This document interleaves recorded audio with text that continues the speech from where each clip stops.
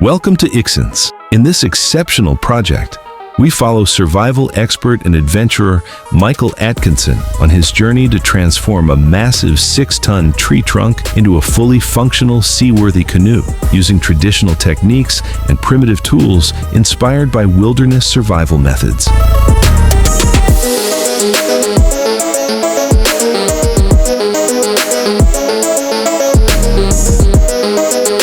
The journey begins with selecting the right type of wood, a critical step in any successful marine project. Michael chose Norfolk pine for its lightweight properties, excellent buoyancy, and straight grain structure, which reduces the risk of cracking or warping during construction.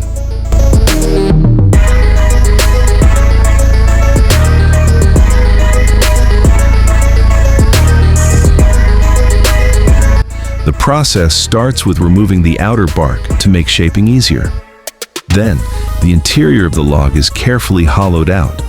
The goal is to achieve a precise balance between weight reduction, structural strength, overall safety. Any mistake at this stage could weaken the canoe or cause failure during use.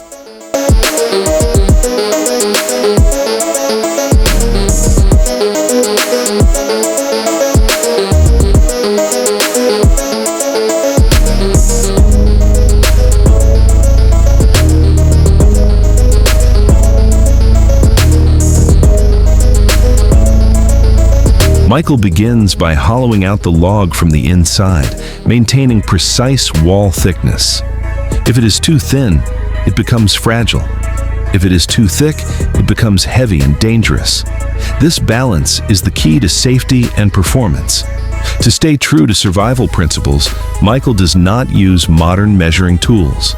Instead, he makes his own tools from bamboo and wood.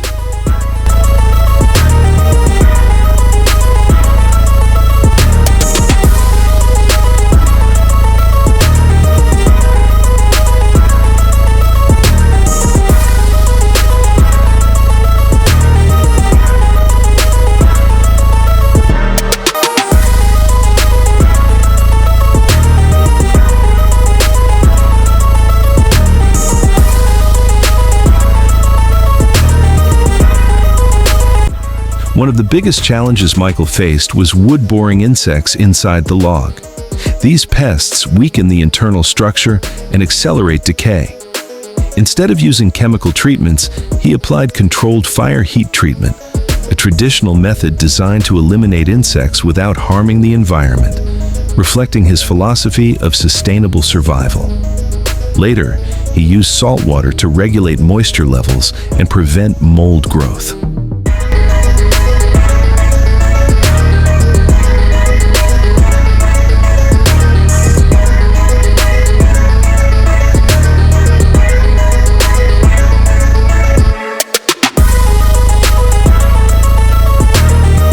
After cleaning the log, the real engineering work begins, shaping the bow and stern to reduce water resistance, adjusting wall thickness for balance. Respecting wood grain direction during carving against the grain can cause cracking, so Michael monitored this with extreme precision. This stage highlights the difference between random craftsmanship and professional work based on material science.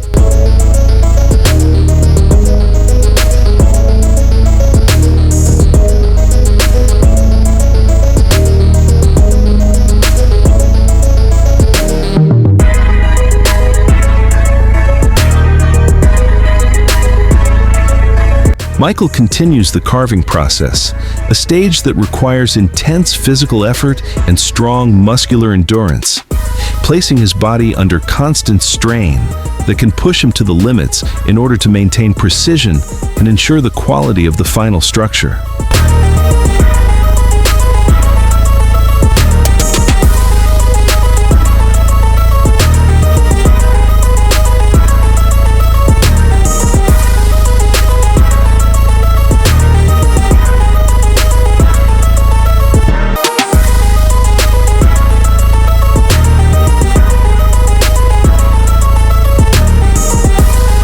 Using an axe, He shapes a streamlined form that reduces water resistance. The bow is sharp to cut through waves, and the stern is smooth to minimize turbulence.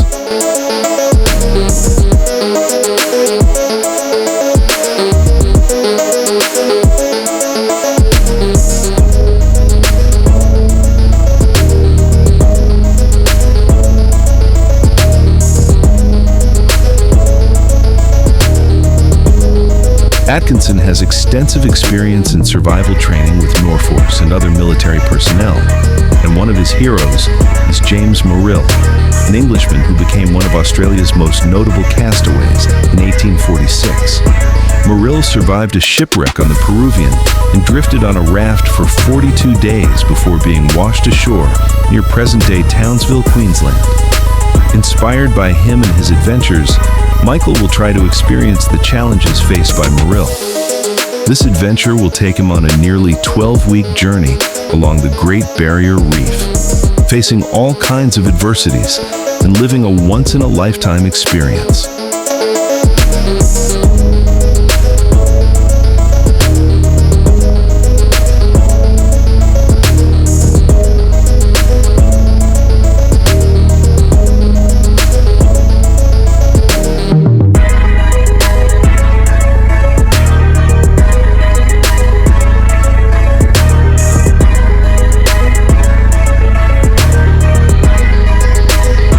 At this stage, both interior and exterior surfaces are carefully smoothed using precision tools to improve speed, enhance maneuverability, reduce paddling energy consumption. Fine knife adjustments were made to corners and edges to ensure seamless integration of all structural components.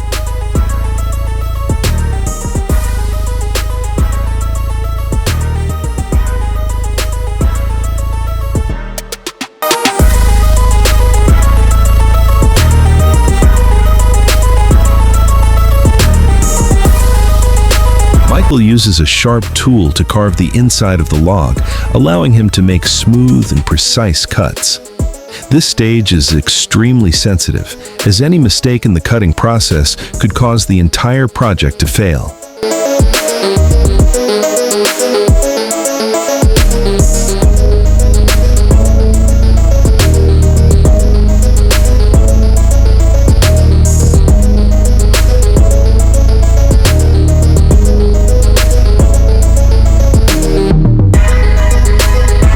To prevent water leakage and damage, Michael used beeswax as a natural waterproofing material.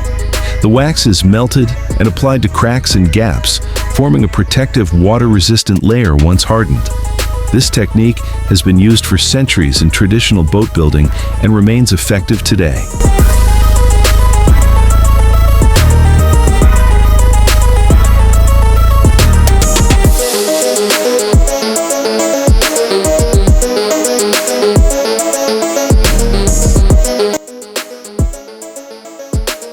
To improve stability in open waters, Michael added outriggers, a technique used in Pacific cultures for hundreds of years. These supports help to prevent capsizing, distribute weight evenly, improve balance in rough waves. They were secured using traditional hand-tied knots without modern equipment.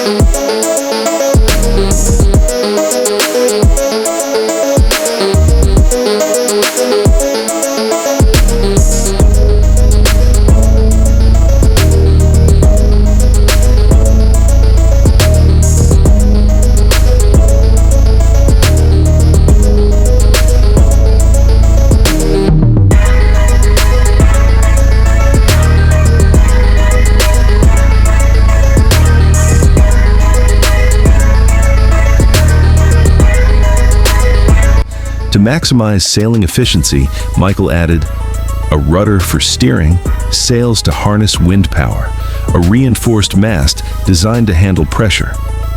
He also recycled old sails and strengthened them with reinforced stitching, demonstrating smart resource management.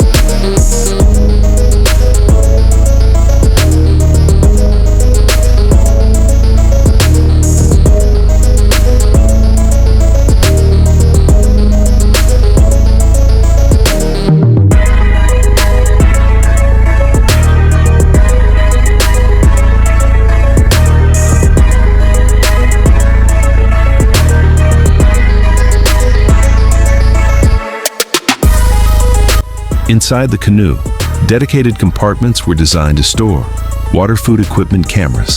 Space for sleeping was also preserved, which is essential for long expeditions.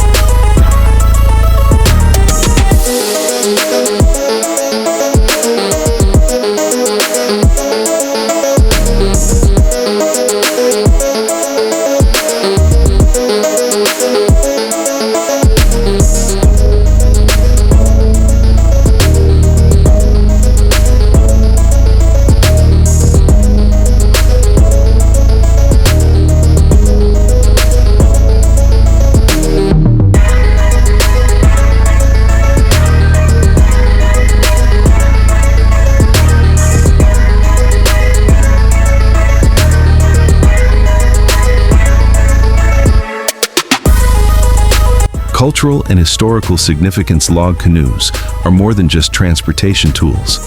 They represent a cultural legacy used by indigenous peoples for fishing, travel, and warfare.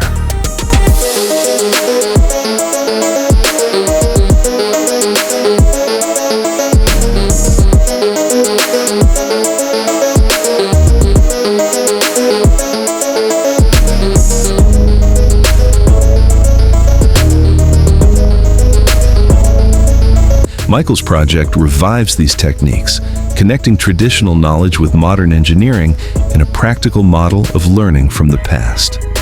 1 year of commitment. After a full year of continuous work, the canoe was finally ready for use. This project was not just a personal experiment, it became a real-world laboratory for developing survival skills, engineering thinking, risk management, performance under extreme conditions.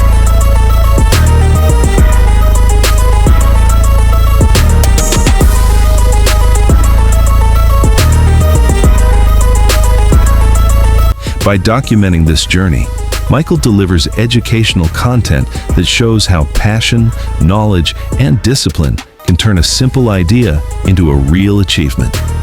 You can follow the rest of the journey on Michael's channel. The link is in the description.